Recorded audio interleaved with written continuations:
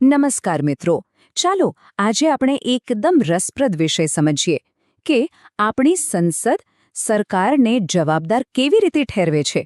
પરીક્ષાની દ્રષ્ટિએ આ ખૂબ જ મહત્વનું છે, કારણ કે આમાંથી ઘણા સવાલો પૂછાય છે. આપણે આજે એવા જ કેટલાક સંસદીય પ્રસ્તાવો વિશે વાત કરીશું, બિલકુલ સરળ ભાષામાં. તો ચાલો શરૂ કરીએ. તો સૌથી મોટો અને મૂળભૂત સવાલ એ છે કે સંસદ સરકાર પર કંટ્રોલ કેવી રીતે રાખે છે, એની જવાબદારી કેવી રીતે નક્કી કરે છે.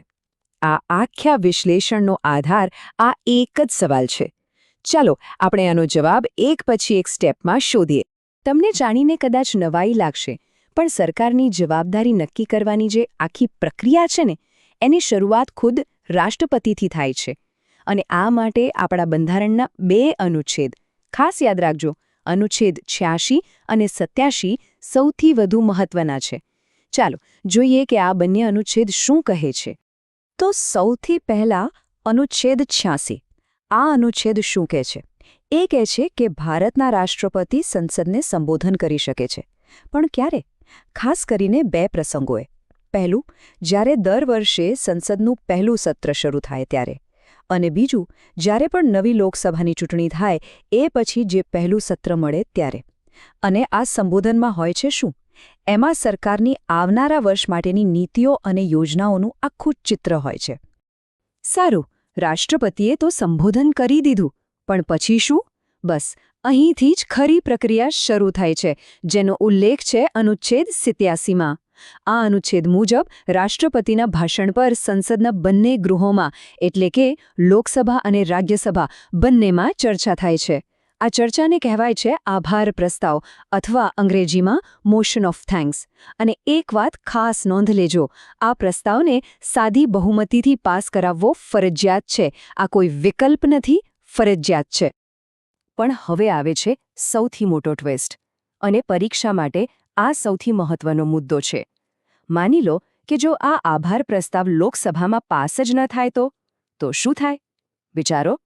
આ સરકાર માટે સત્તામાં આવ્યા પછીની પહેલી જ અને કદાચ સૌથી મોટી કસોટી છે. તો એનો જવાબ એ છે કે જો આભાર પ્રસ્તાવ નિષ્ફળ જાય તો એને સીધી સરકારની હાર માનવામાં આવે છે. આનો મતલબ શું થયો? મતલબ સ્પષ્ટ છે કે સરકાર પાસે ગૃહમાં બહુમતી નથી. અને આવું થાય તો સરકારે તરત જ ગૃહમાં વિશ્વાસનો મત, એટલે કે વોટ ઓફ કોન્ફિડન્સ લાવીને પોતાની બહુમતી સાબિત કરવી પડે છે. ચાલો હવે આપણે વિપક્ષના 2 એવા શક્તિશાળી સાધનો વિશે જાણીએ જેનો ઉપયોગ એ સરકાર પર નિયંત્રણ રાખવા માટે કરે છે. આ 2 પ્રસ્તાવ છે સ્થગન પ્રસ્તાવ અને નિંદા પ્રસ્તાવ. આ બંનેનો મુખ્ય હેતુ સરકારની નીતિઓની આલોચના કરવાનો હોય છે. પહેલા વાત કરીએ સ્થગન પ્રસ્તાવની. આ સ્થગન પ્રસ્તાવ એટલે શું? એકદમ સાદી ભાષામાં કહીએ તો સંસદના કામકાજ પર પોઝ બટન દબાવવા જેવું છે. માની લો કે દેશમાં કોઈ અત્યંત તાકીદની અને ગંભીર ઘટના બની છે, તો વિપક્ષ આ પ્રસ્તાવ લાવીને ગૃહનું જે નિયમિત કામ ચાલતું હોય એને અટકાવીને એ ગંભીર મુદ્દા પર તરત જ ચર્ચા કરવાની માંગ કરી શકે છે. હવે જે આંકડો આવે છે એને ખાસ યાદ રાખજો. પરીક્ષામાં સીધો સવાલ બની શકે છે. સ્થગન પ્રસ્તાવ લાવવા માટે ઓછામાં ઓછા 50 સભ્યોની સંમતિ જરૂરી છે. કેટલા? 50. આ આંકડો બરાબર મગજમાં બેસાડી દેજો. અને એની સાથે જોડાયેલો બીજો એક મહત્વનો આંકડો. જો અધ્યક્ષ આ પ્રસ્તાવને મંજૂરી આપે તો એના પર ચર્ચા કરવા માટે ઓછામાં ઓછો 2.5 કલાકનો સમય આપવામાં આવે છે. હા, 2.5 કલાક. આ પણ એક પરીક્ષાલક્ષી તથ્ય છે. હવે બીજો પ્રસ્તાવ, નિંદા પ્રસ્તાવ. આના નામ પરથી જ ખબર પડી જાય. આનો મુખ્ય હેતુ સરકારની કોઈ ચોક્કસ નીતિ અથવા કોઈ કામ પ્રત્યે અસંતોષ કે નિંદા વ્યક્ત કરવાનો છે. અને આમાં એક મહત્વની વાત એ છે કે આ પ્રસ્તાવ કોઈ એક મંત્રી વિરુદ્ધ, મંત્રીઓના સમૂહ વિરુદ્ધ કે પછી આખી સરકાર વિરુદ્ધ પણ લાવી શકાય છે. અને હવે આવે છે સંસદીય લોકશાહીનું બ્રહ્માસ્ત્ર, સૌથી શક્તિશાળી હથિયાર, અવિશ્વાસનો પ્રસ્તાવ, એટલે કે નો કોન્ફિડન્સ મોશન. આ કોઈપણ સરકાર માટે એક અગ્નિ પરીક્ષા જેવું છે. આ એ પ્રસ્તાવ છે જે નક્કી કરે છે કે સરકાર રહેશે કે પછી સરકાર પડી જશે.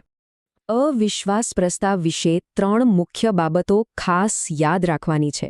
પહેલું, આ પ્રસ્તાવ વિપક્ષ દ્વારા ત્યારે જ લાવવામાં આવે છે જ્યારે એમને લાગે કે શાસક પક્ષે ગૃહમાં બહુમતી ગુમાવી દીધી છે.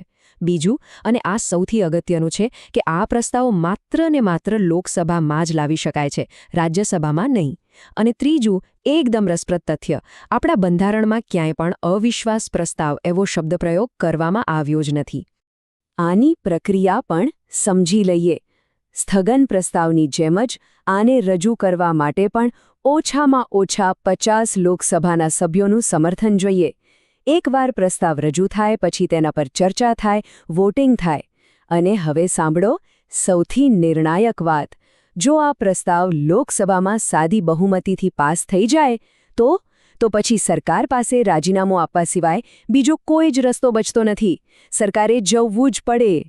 પરીક્ષાઓમાં ઘણીવાર સરખામણી કરતા પ્રશ્નો પૂછાય છે, એટલે હવે આપણે નિંદા પ્રસ્તાવ અને અવિશ્વાસ પ્રસ્તાવ વચ્ચે શું તફાવત છે એને બરાબર સમજી લઈએ. આ સમજવું ખૂબ જ જરૂરી છે. અને એ પછી આપણે ભારતના રાજકારણમાં આ પ્રસ્તાવ સાથે જોડાયેલી કેટલીક ઐતિહાસિક અને રસપ્રદ વાતો પણ જાણીશું. ચાલો આ બંને વચ્ચેનો તફાવત એકદમ સ્પષ્ટ રીતે સમજીએ. પહેલો મુદ્દો છે હેતુ. નિંદા પ્રસ્તાવનો હેતુ સરકારની કોઈ નીતિની ટીકા કરવાનો છે, જ્યારે અવિશ્વાસ પ્રસ્તાવનો હેતુ સરકાર પાસે બહુમતી છે કે નહીં તે ચકાસવાનો છે. બીજો મુદ્દો, એ કોની વિરુદ્ધ લાવી શકાય. નિંદા પ્રસ્તાવ કોઈ એક મંત્રી વિરુદ્ધ પણ આવી શકે છે, પણ અવિશ્વાસ પ્રસ્તાવ હંમેશા ને હંમેશા સંપૂર્ણ મંત્રી પરિષદ એટલે કે આખી સરકાર વિરુદ્ધ જ આવે. અને ત્રીજો, સૌથી મોટો તફાવત, પરિણામ. નિંદા પ્રસ્તાવ પાસ થાય તો સરકારે રાજીનામું આપવાની જરૂર નથી. એક ચેતવણી જેવું છે. પણ જો અવિશ્વાસ પ્રસ્તાવ પાસ થઈ જાય તો સરકારે રાજીનામું આપવું જ પડે છે. એ અંતિમ નિર્ણય છે. આનો ઇતિહાસ પણ જાણવા જેવો છે. પરીક્ષા માટે આ તથ્યો ઉપયોગી થઈ શકે છે. યાદ રાખજો, ભારતમાં પહેલો અવિશ્વાસ પ્રસ્તાવ 1962માં જવાહરલાલ નહેરુની સરકાર વિરુદ્ધ લાવવામાં આવ્યો હતો, જો કે તે નિષ્ફળ ગયો. સૌથી વધુ વખત અવિશ્વાસ પ્રસ્તાવનો સામનો કોણે કર્યો? તો જવાબ છે ઇન્દિરા ગાંધી, પૂરા 15 વખત. પણ ખરી ઐતિહાસિક ઘટના બની 1979માં, જ્યારે મોરારજી દેસાઈની સરકાર વિરુદ્ધનો અવિશ્વાસ પ્રસ્તાવ પાસ થઈ ગયો અને તેમને રાજીનામું આપવું પડ્યું. આ ભારતનો પહેલો સફળ અવિશ્વાસ પ્રસ્તાવ હતો. તો ચાલો અત્યાર સુધી આપણે જે પણ ચર્ચા કરી એના સૌથી મહત્વના મુદ્દાઓનું એક ઝડપી પુનરાવર્તન કરી લઈએ. પરીક્ષામાં જતા પહેલાં આટલું તો યાદ હોવું જ જોઈએ. આ 4 બાબતો બરાબર યાદ રાખી લો. અનુચ્છેદ 86 અને 87 જે રાષ્ટ્રપતિના સંબોધન સાથે જોડાયેલા છે. પછી આંકડો 50, સ્થગન અને અવિશ્વાસ પ્રસ્તાવ માટે જરૂરી સભ્યોની સંખ્યા. પછી 2.5 એટલે કે સ્થગન પ્રસ્તાવ પર ચર્ચા માટેના ઓછામાં ઓછા 2.5 કલાક. અને છેલ્લે વર્ષ 1979 જ્યારે ભારતમાં પહેલીવાર કોઈ સરકાર અવિશ્વાસ પ્રસ્તાવને કારણે પડી હતી. અને અંતે મિત્રો, એક વાત હંમેશા યાદ રાખજો, જવાબદારી એ લોકશાહીનો આત્મા છે. આજે આપણે જેટલા પણ પ્રસ્તાવો વિશે વાત કરી એ બધા આ જ જવાબદારીને સુનિશ્ચિત કરવાના સાધનો છે. આશા રાખું છું કે આ વિશ્લેષણ તમને તમારી પરીક્ષાની તૈયારીમાં ખૂબ મદદરૂપ થશે. આપ સૌને ખૂબ ખૂબ શુભેચ્છાઓ.